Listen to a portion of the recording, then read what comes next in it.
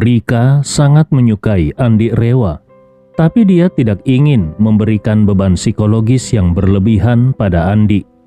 Di dalam hatinya, Rika menyadari bahwa alasan utama Andi datang ke Jepang dan pergi ke Kyoto untuk menemuinya bukanlah karena Andi menyukainya sedalam itu, melainkan karena rasa simpati dan empati. Dia bisa merasakan perasaan Andi, sebuah empati yang muncul dari kesamaan sebagai sesama praktisi bela diri. Apa itu empati? Empati adalah kemampuan untuk memahami situasi dan perasaan orang lain, ikut merasakan apa yang orang lain rasakan, dan melihat dunia dari sudut pandang mereka. Seperti seorang pembalap yang melihat rekan sesama pembalap mengalami kecelakaan serius di lintasan. Rasa empatinya pasti lebih kuat dibanding orang biasa. Demikian pula seorang prajurit yang melihat rekan atau tentara lain terluka parah di medan perang pasti akan merasakan empati yang mendalam. Andi juga merasa seperti itu terhadap Rika. Ketika Andi melihat Rika yang keras kepala dan tidak mau menyerah, bertanding hingga terluka parah, lalu dibawa keluar dari arena oleh ambulans, hati Andi pasti dipenuhi rasa simpati. Karena Andi memiliki kemampuan untuk menyembuhkan Rika, dia pun menyempatkan diri untuk menemui dan mengobati luka-luka Rika. Rika paham bahwa perhatian Andi terhadapnya lebih karena empati dan rasa kasihan. Namun bagi seorang gadis yang sangat menyukai seseorang, hal terakhir yang dia inginkan adalah menerima rasa kasihan dari orang yang dia cintai. Sebenarnya, di luar cinta, tidak ada perasaan lain yang Rika inginkan. Pada saat itu, Andi tidak memperhatikan ekspresi Rika karena berfokus sepenuhnya pada cincin di tangan Rika. Melihat cincin itu sedikit terlalu besar di jari Rika, Andi dengan lembut melepasnya dan berkata kepada staf toko, "Maaf, bisa tolong kecilkan sedikit ukurannya?" Staf toko menerima cincin itu dan berkata, "Baik tuan." Lalu staf mulai menyesuaikan lingkarannya. Saat itu, perasaan kehilangan yang kuat menghantam hati Rika. Meskipun sejak awal dia tahu bahwa cincin itu hanya akan singgah sebentar di jarinya, namun ketika Andi benar-benar melepas cincin itu, hatinya terasa sakit, seakan-akan disayat pisau. Namun dia tidak berani memperlihatkan sedikitpun rasa sakitnya kepada Andi. Ketika Andi sedang memperhatikan staf toko yang menyesuaikan ukuran cincin, Rika buru-buru berkata, "Tuan Andi, aku mau ke toilet sebentar." Tanpa menunggu tanggapan Andi, dia segera berlari pergi. Rika pergi dengan cepat karena air mata sudah memenuhi matanya hingga tak tertahan lagi. Dia tidak ingin Andi melihatnya menangis pada saat seperti ini. Dia tidak pernah berniat mengganggu pikiran Andi, apalagi mempengaruhi hidup atau pernikahannya. Andi sudah memberinya begitu banyak, dan dia merasa tidak layak meminta lebih. Saat berbalik dan berjalan pergi, dia berbisik di dalam hatinya, "Malam ini, Tuan Andi akan meninggalkan Jepang, kembali ke rumah, ke pelukan istrinya. Entah kapan aku bisa bertemu dengannya lagi di masa depan. Beberapa jam ke depan akan menjadi waktu terakhirku bersamanya. Aku harus menjaga emosiku dan tidak menambah beban pikiran untuknya." Saat Rika kembali dari kamar mandi, wajahnya sudah tidak memperlihatkan jejak air mata. Hanya ada sedikit kemerahan di sekitar matanya. Dia sengaja membasuh wajahnya dengan air dingin agar terlihat lebih tenang dan tidak menimbulkan kecurigaan. Saat kembali ke toko, Rika tersenyum dan bertanya, "Tuan Andi, apakah sudah pas? Apakah perlu dicoba lagi?" Andi Rewa tersenyum dan mengangguk. "Maaf merepotkanmu." Rika tertawa kecil dan menjawab dengan lembut, "Tuan Andi tidak perlu terlalu sopan. Sambil mengulurkan tangan kanannya dengan riang, dia bercanda, "Ayo, coba lagi." Tanpa berpikir panjang, Andi mengambil cincin yang sudah disesuaikan dan sekali lagi memasangkannya ke jari manis Rika. Kali ini ukurannya benar-benar sempurna, tidak terlalu ketat dan tidak longgar, seakan cincin tersebut memang dirancang khusus untuk jari Rika. Rika memutar pergelangan tangannya perlahan di bawah cahaya. Dia mengagumi cincin itu dengan mata penuh perhatian. Meskipun cincin ini tidak semahal perhiasan para sosialita yang bisa mencapai ratusan juta atau miliaran, namun cincin tersebut tetap memancarkan pesonanya sendiri. Sederhana, elegan, namun indah dan memikat. Andi juga semakin merasa puas melihat cincin itu. Dia tahu istrinya, Najwa, tidak menyukai perhiasan mewah, dan cincin ini terasa cocok dengan kepribadian Najwa yang tenang dan kalem. Namun, saat memperhatikan cincin di tangan Rika, Andi tidak bisa menahan diri untuk menatap wajah Rika. Di dalam hati, dia mengakui bahwa kalau dia harus menggambarkan sosok yang penuh ketenangan dan kedamaian, istrinya mungkin bisa mencapainya hingga 80 atau 90%. Tetapi Rika benar-benar sempurna, mewujudkan kedamaian yang mutlak. Cincin tersebut seolah lebih menyatu dengan aura Rika dibandingkan dengan bayangannya di tangan istrinya. Namun Andi tidak berlarut-larut memikirkan hal itu. Setelah puas menatap cincin tersebut dengan perasaan senang sekaligus berat hati, akhirnya Rika melepaskannya dan menyerahkannya kembali kepada Andi. Dengan senyum ringan, dia berkata, "Tuan Andi, kalau sudah cocok, biarkan mereka membungkusnya." Andi Rewa tersenyum puas dan berkata kepada penjaga toko, "Baiklah, tolong bungkus cincin ini." Penjaga toko itu juga terlihat sangat gembira dan langsung berkata, "Baik Tuan." Meskipun Tiffany adalah merek terkenal, sebagian besar cincin mereka berada di kisaran harga 10.000 hingga 20.000 dolar Amerika Serikat.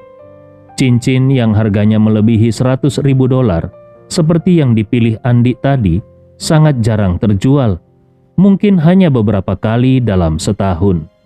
Melihat Andi sebagai pelanggan istimewa, penjaga itu dengan hati-hati membungkus cincin tersebut sambil berkata, "Tuan, kalau tidak ada kebutuhan lain, silakan menuju kasir untuk pembayaran."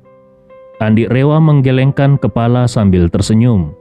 "Tidak perlu terburu-buru, aku ingin melihat beberapa gelang." Karena cincin melambangkan ikatan cinta, Andi pun memilih cincin tersebut untuk istrinya. Tetapi untuk ibu mertuanya, dia merasa lebih baik memberikan gelang. Gelang sudah cukup untuk membuat ibu mertuanya, Carla, merasa sangat bahagia. Penjaga toko segera merespons dengan ramah, "Tuan, tunggu sebentar. Aku akan memanggil rekan yang bertanggung jawab di bagian gelang untuk membantumu." Di toko ini, setiap penjaga memiliki spesialisasi di area tertentu. Karena penjaga tersebut bertanggung jawab atas cincin, dia pun memanggil koleganya untuk membantu Andi memilih gelang yang sesuai. Andi dengan senang hati mengikuti arahan penjaga toko. Segera penjaga cincin memanggil seorang gadis lain dan berkata, "Kau tolong bantu pelanggan ini melihat-lihat gelang." Gadis bernama Yanti tersebut segera tersenyum ceria karena menyadari bahwa Andi adalah pelanggan kaya. Dia pun berkata, "Silakan ikut aku, Tuan." Sebelum Andi beranjak, Rika buru-buru bertanya, "Tuan Andi, apakah aku perlu membantumu mencoba gelang?" Andi Rewa tertawa kecil dan menjawab, "Gelang ini untuk ibu mertuaku. Karena beliau agak gemuk, kau tidak perlu repot-repot untuk mencobanya." Rika tersenyum manis. "Kalau begitu, Tuan Andi bisa melihat-lihat dulu. Aku juga ingin melihat cincin lagi, boleh?" Andi Rewa mengangguk. "Tentu saja, kau lihat-lihat saja. Aku akan ke bagian gelang dulu." Rika menjawab dengan senyum manis, "Baiklah kalau begitu." Kemudian keduanya berpisah untuk sementara. Saat Andi pergi ke area gelang, Rika mendekati penjaga yang sebelumnya melayani mereka dan bertanya dengan suara pelan, "Apakah cincin yang aku coba tadi masih ada stoknya?" Penjaga itu mengangguk ringan, "Masih ada, Nona. Cincin itu kami terima 3 unit. Sudah terjual 2 unit dan ini adalah unit terakhir. Apakah kau ingin membelinya sekarang?" Rika tersenyum senang dan berbisik, "Saat ini aku tidak bisa langsung membayar. Bisakah kau menyimpannya untukku? Nanti aku akan meminta seseorang untuk datang dan membayar. Dan tolong sesuaikan ukurannya seperti tadi ya." Penjaga toko dengan ramah menjawab, "Tentu saja, Nona. Bisa kucatat namamu agar nanti orang yang datang bisa menyebutkan namanya." Rika tersenyum dan berkata, "Namaku Rika Akana. Nanti orang yang datang akan mengatakan bahwa dia membeli cincin ini untuk Nona Rika." Penjaga itu mengangguk sopan, "Baik, Nona Rika." Rika mengedipkan mata dan berpesan dengan suara rendah, "Jangan beritahu lelaki yang bersamaku tadi. Ini rahasia, ya?" Meskipun penasaran, penjaga itu tetap profesional dan berjanji, "Jangan khawatir, aku tidak akan memberitahu siapapun." Rika berkata dengan lega, "Terima kasih banyak." Di sisi lain, Andi sedang melihat-lihat koleksi gelang. Toko ini menawarkan berbagai desain gelang yang cenderung simpel dan elegan. Tapi, ada satu gelang dengan bahan emas mawar dan bertabur berlian kecil yang terlihat lebih mencolok dan mewah. Andi tahu betul bahwa ibu mertuanya, Carla, sangat menyukai barang-barang yang memancarkan kesan mewah dan kekayaan. Emas dan berlian kecil yang berkilauan pasti akan menjadi favoritnya. Meskipun gelang ini terlihat berkelas, namun harganya tidak terlalu tinggi karena hanya dihiasi berlian kecil. Setelah memilih gelang tersebut, Andi meminta staf untuk membungkusnya bersama cincin, lalu membayar semuanya sekaligus. Di saat yang sama, Rika telah selesai mengatur pembelian cincinnya. Dia segera mengirim pesan kepada asistennya untuk datang dan membayar cincin tersebut. Setelah semuanya beres, Rika berjalan dengan senyum puas ke arah Andi. Dia bertanya dengan riang, "Tuan Andi, apakah kau sudah selesai memilih?" Andi mengangguk, "Sudah, semuanya sudah kubayar." "Ngomong-ngomong, kau terlihat sangat gembira. Ada apa?" Andi memperhatikan kalau suasana hati Rika tampak jauh lebih baik daripada sebelumnya. Seperti ada kegembiraan yang terpancar dari diri Rika. Rika tersenyum manis dan berkata, "Itu rahasia. Aku tidak bisa memberitahumu karena kau pasti akan menertawakanku kalau kau mengetahuinya." Andi Rewa tersenyum lembut, "Kenapa aku harus menertawakanmu?" Rika tersipu dan berkata pelan, "Pokoknya tidak boleh diceritakan. Malu rasanya." Andi mengangkat bahunya dan tersenyum, "Baiklah, kalau kau tidak mau bilang, aku tidak akan memaksa." Rika tertawa kecil. Dia merasa lega dan senang dengan rahasianya yang aman. Setelah meninggalkan toko Tiffany, Rika terus menemani Andi berkeliling berbagai toko di kawasan Ginza. Untuk memastikan tidak terkesan berat sebelah, Andi khusus membelikan ayah mertuanya, yaitu Ridwan, setelan jas mewah dari Boss. Saat ini Ridwan sudah menjadi tokoh nomor 2 di Asosiasi Kaligrafi dan Lukisan. Dia mendapatkan pengakuan dan kehormatan di lingkungannya. Terlebih lagi, asosiasi tersebut kerap diinteraksikan dan bekerja sama dengan Universitas Lansia, tempat Mariska Wibisono aktif. Oleh karena itu, Andi berharap jas baru ini bisa membuat ayah mertuanya terlihat lebih berwibawa dan meningkatkan rasa percaya dirinya. Selain itu, Andi juga membeli beberapa aksesoris kecil dan pernak-pernik sebagai tambahan oleh-oleh. Pukul 15.30. Dengan waktu sekitar 2 jam tersisa hingga penerbangan Andi ke Osaka, Andi menyadari kalau perjalanan dari pusat kota Tokyo ke bandara cukup jauh. Maka dia pun berkata kepada Rika, "Rika, waktunya sudah hampir tiba. Aku harus pergi ke bandara sekarang." Tanpa ragu, Rika langsung menawarkan, "Tuan Andi, biar ku antar kau ke bandara." Andi Rewa menggelengkan kepala sedikit. "Aku harus mengemudi ke sana dan mobilnya akan kutinggal di bandara. Kalau kau ikut, bagaimana caramu pulang nanti?" Rika segera menjawab, "Tidak masalah. Aku bisa menyuruh seseorang menjemputku di bandara. Jadi kau tidak perlu khawatir." Andi Rewa merasa sedikit tidak enak dan bertanya, "Apakah itu tidak merepotkan?" Rika memohon dengan wajah penuh harap. "Tidak, sama sekali tidak. Aku ingin sekali mengantarmu ke bandara. Bahkan kalau bisa, aku ingin mengantarmu sampai ke Osaka atau bahkan sampai Makassar. Tapi saat ini kondisi di rumah tidak memungkinkan aku bisa pergi terlalu lama. Jadi, tolong izinkan aku setidaknya mengantarmu sampai bandara." Mendengar ketulusan dan kesungguhan dalam suara Rika, hati Andi pun tersentuh dan dia berkata, "Baiklah, kalau begitu kita berdua saja yang pergi ke bandara. Beritahu keluargamu untuk mengirim mobil menjemputmu di sana." Rika mengangguk cepat dengan senyum penuh kebahagiaan. "Terima kasih Tuan Andi, aku akan segera mengatur semuanya." Andi Rewa tersenyum, "Baiklah." Setelah memastikan semuanya beres, mereka berdua pun segera naik mobil dan melaju menuju bandara Tokyo. Sepanjang perjalanan, Rika tampak tenggelam dalam pikirannya. Sesekali dia melirik Andi yang duduk di sampingnya dengan tatapan penuh rasa sayang dan kerinduan. Sejak pertemuan pertama mereka di Makassar, benih-benih cinta telah tumbuh di hati Rika. Ketika mereka kembali bertemu di Jepang, perasaannya semakin mendalam. Dia tahu betul kalau dia telah jatuh cinta sepenuhnya pada Andi.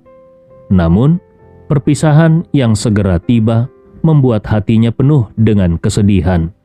Dia tidak tahu apakah masih ada kesempatan baginya untuk bertemu Andi lagi di masa depan. Rika sangat cerdas dan bisa merasakan bahwa Andi telah melepaskan beban rasa bersalah atau tanggung jawab terhadapnya. Dia tahu bahwa alasan Andi datang ke Jepang adalah karena simpati terhadap cederanya dan merasa bertanggung jawab untuk menyembuhkannya. Setelah memberikan obat yang menyembuhkan luka itu, Andi tampak lega. Di dalam hatinya, Rika merasa pilu dan berpikir, "Sekarang aku sudah sembuh. Mungkin Tuan Andi akan merasa tidak ada alasan lagi untuk datang menemuiku di masa depan." Pikiran itu membuat hatinya terasa hampa dan sedih. Dia berharap kalau mungkin dia bisa mengorbankan sesuatu demi membuat Andi tetap tinggal di Jepang. Namun, Rika juga tahu bahwa harapan itu hanyalah khayalan. Andi tidak mungkin meninggalkan kehidupannya di Makassar hanya untuknya. Saat Rika tenggelam dalam pikirannya, Andi telah mengemudikan mobilnya sampai di bandara. Mereka berdua turun dari mobil di area parkir bandara, tetapi Andi tidak langsung bergegas menuju ruang keberangkatan. Sebaliknya, dia membungkuk dan meletakkan kunci mobil di atas roda mobil bagian depan. Rika terkejut dan bertanya, "Tuan Andi, apa yang sedang kau lakukan?" Andi Rewa tersenyum sambil menjelaskan, "Aku meninggalkan kunci untuk temanku di sini. Kalau tidak, kuncinya akan terbawa pulang bersamaku ke Makassar." Rika bertanya dengan ragu, "Apakah ini tidak beresiko? Kalau ada yang menemukannya, bukankah mobilmu bisa dibawa begitu saja?" Andi Rewa tertawa ringan dan berkata, "Tenang saja, orang tidak akan menyadarinya. Di sini ada begitu banyak mobil. Siapa yang mau repot-repot membungkuk dan melihat di setiap roda mobil orang lain?" Sambil berdiri tegak, Dia menambahkan, "Nanti aku akan mengabari pemilik mobil tentang lokasi kunci ini, sehingga dia bisa mengambilnya dengan mudah."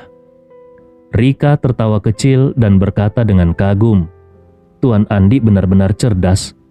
Aku tidak akan pernah terpikir melakukan hal seperti ini seumur hidupku." Andi Rewa tersenyum. "Sebenarnya, ini lebih karena ingin hemat. Kalau nanti kuncinya kukirim dari Makassar, biaya pengirimannya pasti lumayan juga."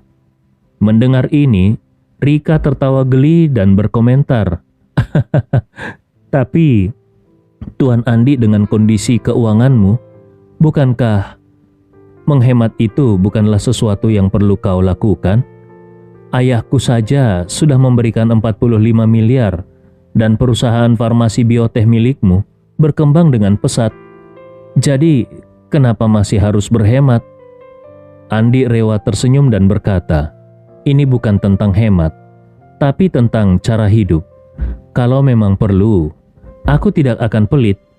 Tapi, kalau tidak perlu, aku juga tidak akan boros." Rika mengangguk serius dan berkata, "Aku belajar banyak dari Tuan Andi. Terima kasih atas pelajarannya." Andi Rewa tersenyum. Aku tidak bermaksud menggurui. Ini hanya sekedar berbagi pandangan pribadi." Namun Rika mengangguk tulus dan melanjutkan, "Meskipun sederhana, aku belum pernah memikirkan hal seperti itu. Dulu, aku mungkin tidak terlalu peduli soal uang. Tapi sekarang, ayah berharap aku bisa mengambil alih bisnis keluarga Akana. Jadi, aku harus mengubah pandanganku. Kalau mau mengembangkan perusahaan keluarga, sepertinya aku harus belajar dari Tuan Andi." Andi melihat keseriusan di wajah Rika dan tersenyum. "Aku yakin bisnis keluarga Akana akan semakin berkembang di tanganmu." Rika tersenyum lembut dan mengangguk. "Terima kasih atas kepercayaan dan dukunganmu, Tuan Andi. Aku akan berusaha sebaik mungkin agar tidak mengecewakan harapanmu." Setelah itu, Andi melihat jam dan berkata, Waktunya sudah mepet. Aku harus segera check-in. Bagaimana denganmu? Sudah ada mobil jemputan?" Rika menjawab, "Iya, aku sudah menyuruh asistenku untuk menjemputku. Tapi mungkin dia akan sedikit terlambat." Melihat waktu yang semakin sempit, Rika buru-buru berkata, "Biar aku antar sampai pintu pemeriksaan keamanan." Andi mengangguk dan mereka berdua segera meninggalkan area parkir menuju ruang keberangkatan.